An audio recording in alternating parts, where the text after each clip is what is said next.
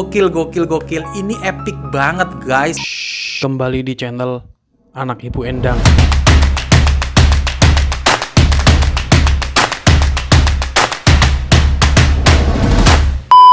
Anyway, ini channel pertama gue yang selalu always tidak pernah never untuk stay in the house every day, setiap hari di rumah aja. Rencananya gue akan nyeritain beberapa film favorit yang menurut gue keren banget guys. Karena bioskop juga belum kunjung buka, ini juga buat ngobatin kerinduan kalian ya. Karena rindu itu butuh dilampiaskan. Terus yang belum ada Netflix juga di rumah dan tontonan kalian cuman YouTube, pas banget kalian subscribe channel ini. Dan buat kalian yang gak suka spoiler, silahkan pergi jauh-jauh guys, enyah kau. Hari ini gue akan nyeritain tentang film yang sangat luar biasa menurut gue sih. Film ini diangkat dari novel karya Stephen King yang berjudul Rita Hayworth and the Shawshank Redemption.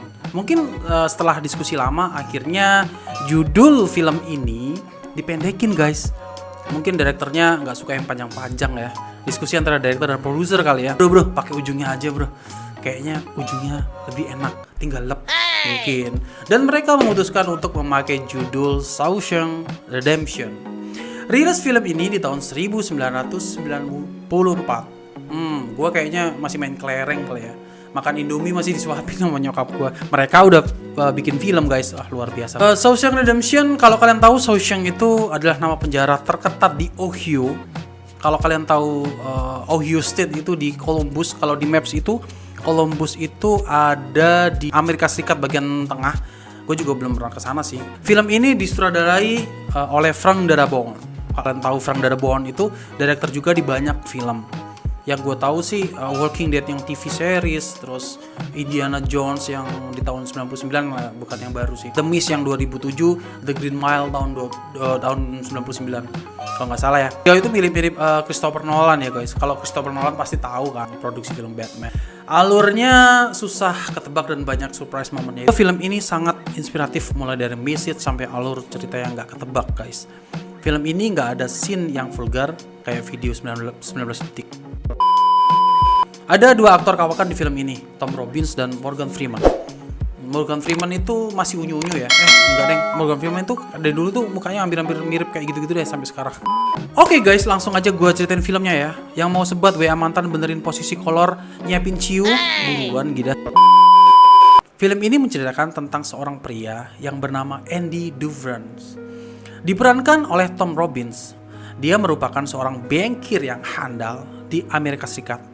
Ya, tipikal orang bankir itu, karakter si Andy ini orangnya cool, introvert, and smart. Anyway, film ini mengambil setting tahun 40-an. Di tahun 1947, si Andy menemukan istrinya berselingkuh bro, dengan pemain golf profesional. Wow, selingkuh. Singkat cerita, lalu kemudian dia dituduh membunuh istrinya dan selingkuhannya. Sebenarnya ini fitnah keji guys. Kasus ini terbawa sampai pengadilan. Pengadilan, ya iyalah membunuh gitu loh. Dan di pengadilan pun mengklaim bahwa sebenarnya Andy ini nggak bersalah. Dia mengklaim gue nggak bersalah. Emang nggak bersalah sih sebenarnya. Jadi kronologinya gini guys. Dia sebenarnya melihat istrinya berselingkuh dan si Andy berniat untuk datang ke tempat selingkuhannya. Niatnya sih ngopi-ngopi cantik sambil main catur gitu ya, ngobrol lucu sambil gertak-gertak sambel gitu. Ternyata doi udah keduluan cuy. Ternyata dia menemukan mayat istri dan selingkuhannya sudah tergeletak di TKP. Duh, apes banget nih si Andy. Singkat cerita, di lokasi pembunuhan terdapat barang bukti, pecahan botol ciu dan beberapa selongsong peluru milik Andy, dan Andy pun gak bisa mengelak karena bukti di TKP yang sahih. Dan pengadilan memutuskan untuk menjatuhkan hukuman penjara. Berapa tahun guys? 2 kali seumur hidup guys. Fix ini nggak pakai otak sih, penjara nggak pakai otak. Masa ada 2 kali seumur hidup, itu kan luar biasa. 1 kali seumur hidup buat istrinya, 1 kali seumur hidup untuk selingkuhan istrinya. Wow, luar biasa banget ya penjara. Bayangin guys, kalau 2 kali itu seumur hidup kan 60 tahun ya. Kalau 2 kali 2 aja 120 tahun. Andy mati di penjara pun dia masih di penjara, mati di penjara 60 tahun lagi gitu ibaratnya. Kan umur manusia 60 tahun. Dan akhirnya Andy dikirim ke penjara Shawshank, penjara di mana penjahat Clevel Wahid ada di sana guys. Pembunuh, narkoba, koruptor, sabung ayam, tukang jagal, tukang PHP, artis bokep. Singkat cerita guys, di penjara dia berteman dengan seorang yang bernama Red. Red ini adalah napi yang udah lama di penjara seumur hidupnya dan bertugas menjadi penyelundup barang terlarang, khusus untuk kebutuhan napi. Rokok, ciu, kondom, narkoba, dan sejenisnya. Ya apapun itu, yang penting itu barang terlarang. Diperankan oleh Morgan Freeman. Kehidupan di napi sangat berat. Sampai-sampai di dalam makanan Andy terdapat ulat, men. Wah, bayangin lu kalau lagi makan ada ulatnya. Anjir, bangsat banget ini penjara. Yang kemudian ulat tersebut diminta oleh seorang parumbaya, si kakek-kakek itu ya, untuk diberikan kepada unggas peliharanya. Pria itu bernama Brooks Hotlund yang diperankan oleh James Whitmore, seorang yang menghabiskan waktunya di penjara dari tahun 1900. Dia adalah pustakawan Shawshank. Wow, jadi udah 40 tahun ya. Andy menjalani kenapiannya di Binatu. Lambat laun, Andy yang introvert mulai membuka diri. Dia meminta kepada Red untuk mencarikan rock hammer. Rock hammer itu palu buat batu ya, guys. Kalau bahasa Jawanya itu petil watu. Bukan pentil ya, bukan pentil. Apalagi mentil. Mentil itu bahaya. Ya, Andy bercerita tentang dia mencintai bebatuan. Ya, tepatnya sih bukan batu akik. Dia bercerita sebelum dia menjadi bankir, dia adalah seorang penggali batu. Nah, sebenarnya cerita ini di awal ini sangat penting banget guys. Ini menjadi bagian yang gak bisa terpisahkan sampai akhir sebenarnya. Karena tampangnya yang bersih dan putih, di Binatu Andy adalah objek pelecehan seksual oleh trio gay. Kita sih nyebutnya om-om hombreng ya, yang berjuluk The Sisters. Singkat cerita, Red memenuhi permintaan Andy tentang rock hammer, dan Andy sekarang memiliki palu batu yang bisa dibuat untuk mengukir temboknya ya. Dia pakai rock hammer karena dia biasanya kalau di napi-napi di selnya itu dia mengukir temboknya gitu ya. Singkat cerita, 2 tahun berselang, beberapa napi diberi tugas untuk memperbaiki dan membersihkan bangunan di rooftop Shawshank. Andy mendengar obrolan tentang salah satu sipir penjara yang kejam bernama Baron Hartley yang ingin membeli mobil. Namun peraturan pajak yang ketat, doi nggak jadi beli mobil guys. Kemudian Andy memberanikan diri untuk membantu Hartley untuk menggelapkan uangnya secara legal. Menggelapkan uangnya secara legal itu gimana ya? Andy punya skill itu karena dia bankir yang hebat ya guys. Sejak saat itulah Andy jadi kaki tangan Hartley. Sekejap mata, berpuluh-puluh tahun lamanya, Shawshank adalah tempat yang ngeri-ngeri sedap guys. Menjadi tempat yang paling menyenangkan. Mereka bisa santai minum-minum sambil berterima kasih kepada Andy. Keesokan harinya Andy hampir terbunuh oleh The Sisters. The Sisters ini trio om-om gay bajigur tuh guys. Sampai-sampai Andy dirawat di rumah sakit. Karena Andy adalah kaki tangan Hartley, sang sipir kejam, The Sisters dihajar habis-habisan sampai lumpuh oleh Hartley. Ya bayangin loh. Si Andy itu bantuin pajaknya Hartley, terus lu gangguin si om-om hombreng ini, dihajar lah dengan kepala sipir Hartley. Napi semua bahagia karena napi-napi yang sering dilecehkan itu semua merasa senang karena terbebas dari pelecehan seksual dari trio om-om gambreng ini. Para napi mengumpulkan bebatuan untuk Andy tanda terima kasih mereka, dan Red memberinya poster bintang film Rita Hayworth secara gratis. Wow, buat bacolnya Andy mungkin ya. Poster itu kemudian dipajang di dinding sel tahanan Andy. Singkat cerita, penggeledahan setiap sel dilakukan oleh sipir penjara untuk mencari barang-barang selundupan. Ini momen yang sangat menegangkan guys. Terlihat di kamar Andy adalah cuman poster dan Bible yang dia bawa. Rupanya penggeledahan itu hanya alasan kepala sipir Samuel Norton untuk menilai Andy. Dan akhirnya Andy dipindah tugaskan dari Binatu menjaga perpustakaan yang lapuk bersama Brooks yang ada di sana sejak 1912. Wow, ya lama banget ya. Di sini kisah Andy dimulai untuk membantu para staf penjara lainnya untuk membantu perpajakan dan keuangan mereka. Saking sibuknya, Andy meminta staf pribadi dan nama Red dipilih Andy untuk menjadi asistennya. Setiap minggu, Andy izin kepada Samuel Norton mengirim surat ke pemerintah untuk meminta dana bantuan untuk membenahi perpustakaan. Tapi usahanya tidak mendapatkan balasan. Pada tahun 1954 ada kejadian mengejutkan. Brooks mengancam salah seorang dari napi. Sebabnya adalah dia dibebaskan dari Shawshank. Lucu banget ya guys, dibebasin aja malah nggak mau setelah 50 tahun masa hukumannya. Karena mungkin dia sudah terlalu sayang dengan Shawshank ya. Emang kalau sayang itu susah untuk dijelaskan ya guys. Asik! Dan ternyata benar, kehidupan Brooks di luar sangat suram. Tak ada keluarga, teman, ataupun saudara. Dia memutuskan untuk bunuh diri. Akhirnya dia meninggal dengan gantung diri. Singkat cerita, akhirnya pemerintah membalas surat yang selama ini ditulis oleh Andy dan memberikan buku dan sumbangan agar Andy berhenti mengirimkan surat kepada pemerintah. Andy tiba-tiba menemukan piringan hitam, The Marriage of Figaro, karya Mozart. Kemudian Andy memutarnya ke seluruh Shawshank dengan menggunakan pengeras suara.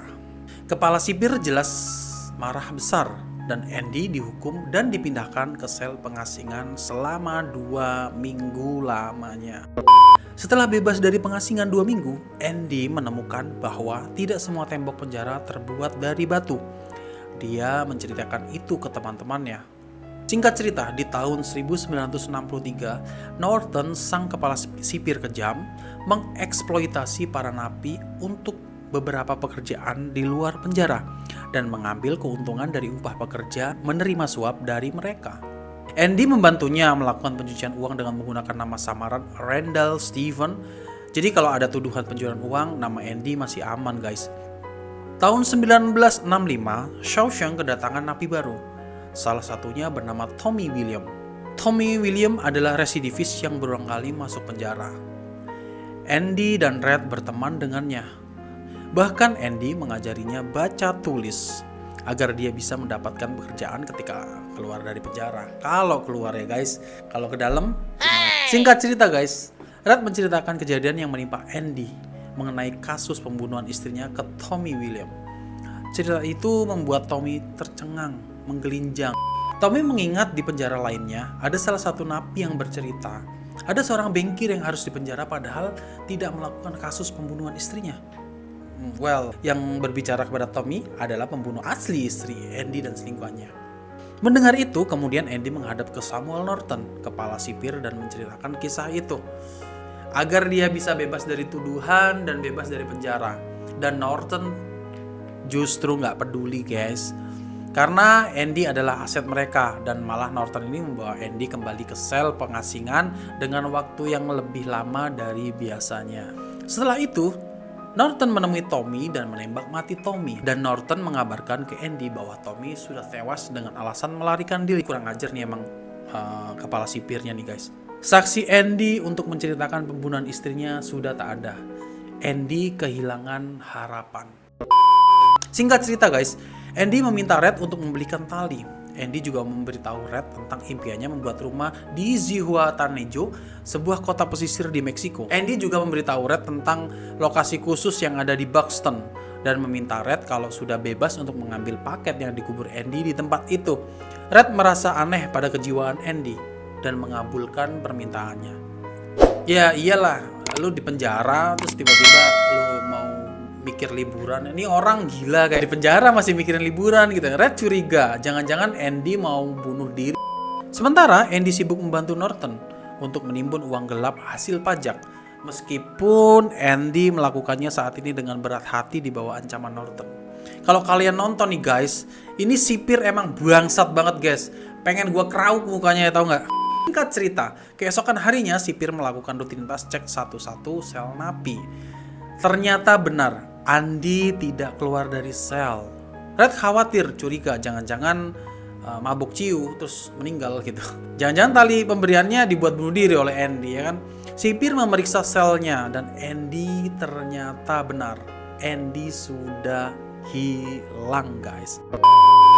Seluruh sudut sel diperiksa oleh sipir. Semuanya rapi, tidak ada tanda-tanda melarikan diri. Nggak mungkin Andy kabur meninggalkan jejak gitu. Norton menuduh Red bersekongkol dengan Andy. Norton mengambil batu koleksi Andy dan melemparkan kepada Red dan semua sipir.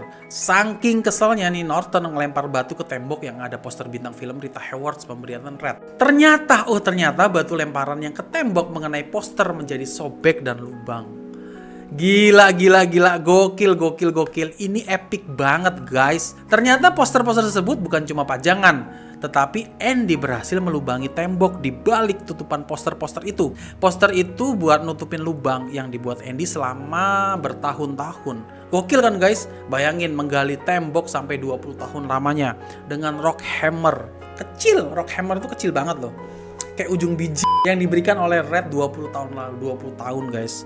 20 tahun sampai dia bisa keluar. Dan Andy sebelumnya telah mengambil setelan jas dan sepatu milik Norton serta bukti deposito atas nama samaran Randall Stephen serta beberapa bukti pencurian uang yang Doi kumpulkan. Dengan pintarnya dia tukar dengan Bible yang selama ini Doi baca. Dan dari sini semua tahu mengapa Andy selalu lolos dari barang selundupan termasuk rock hammer miliknya. Ternyata dia menyimpan rock hammer itu di dalam Bible yang dilubangi yang membentuk shape hammer. Jenius banget kan guys? Detail-detail ini yang bikin kita tahu bahwa alur cerita ini bener-bener dijaga. Lu bayangin di satu Bible dia nge-shape hammer di situ. Kertasnya disobek-sobek gitu guys. Waduh, luar biasa banget. Semua barang tersebut dibungkus plastik dan diikat dengan tali yang diberikan Red. Kemudian bunyi petir menggelegar membuat Andy menghancurkan pipa saluran kotoran untuk lolos dari penjara terkutuk Shawshank. Dan akhirnya Andy bebas. Singkat cerita, keesokan harinya Andy datang ke bank untuk mencairkan deposito atas nama Randall Stephen. 370.000 US dollar guys. Wow, saat itulah nama Andy sudah tiada. Yang ada adalah Randall Stephen dan memberikan berkas yang selama ini Andy simpan. Berkas itu adalah bukti money laundry dan kasus pembunuhan di Shawshank. Dan polisi memproses kasus tersebut. Hadley ditangkap dan Norton memutuskan untuk bunuh diri. Luar biasa nih. Norton ini kalau kita lihat gemes banget ini orang sipir yang luar biasa sih. Pas dia bunuh diri itu kesannya lega banget. Mati lo. Singkat cerita, Red bebas bersyarat setelah 40 tahun lamanya. Dia bebas dan menjalani hidup dengan normal. Tapi apa daya, Red hampir seperti Brooks. Dia nggak punya keluarga, hampir juga ingin bunuh diri guys. Dia ingat banget janjinya.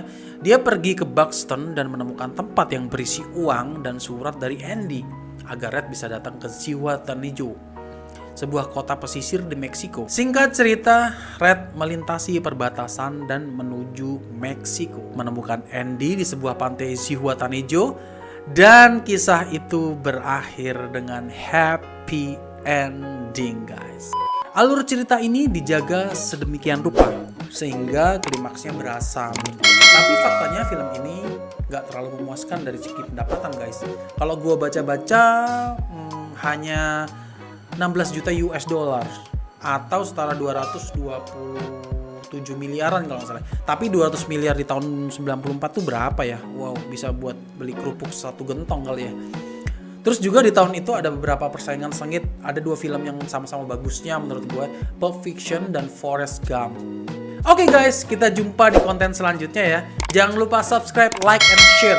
Dan saler bro, salam spoiler.